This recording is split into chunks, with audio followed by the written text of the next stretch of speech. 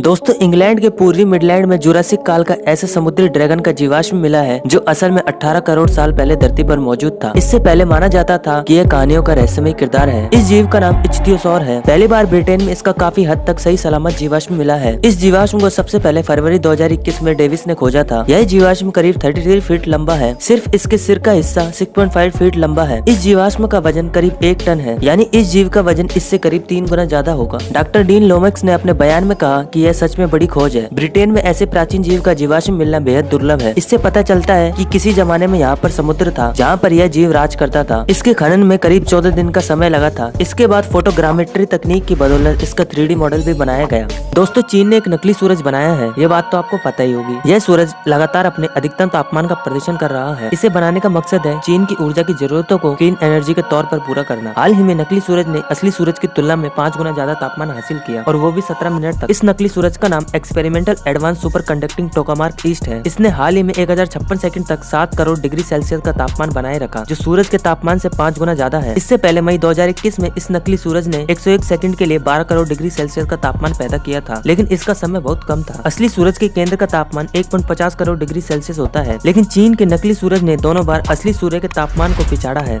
दोस्तों फिल्मों में नहीं, असल जिंदगी में भी नेत्रहीन इंसानों को काला चश्मा पहने हुए जरूर देखा होगा, पर कभी सोचा है उन्हें काला चश्मा पहनने की सलाह क्यों दी जाती है? ज्यादातर नेत्रहीन लोगों की आंखें कुछ हद तक चीजों को देख सकती हैं। काला चश्मा इन्हें चीजों को देखने में और अधिक मदद करता है। आंखों की रोशनी जाने के बाद लोगों को प्रकाश से दिक्कत महसूस होती है, जिसे फोटोफोबिया कहते हैं। सूर्य की किरणें मोतियाबिंद और मैकुलर डिजनरेशन का खतरा बढ़ाती है। आंखों की रोशनी जाने का सबसे कॉमन कारण मोतियाबिंद है। काला चश्मा यह भी बताता है कि वो शख्स आंखों की बीमारी से जूझ रहा है, इसलिए लोग उसकी मदद करते हैं और उनको समझ भी पाते हैं। इसके अलावा यह काला चश्मा उनकी आंखों को धूल मिट्टी और अन्य तरह की इंजरी होने से बचाने का काम भी करता है।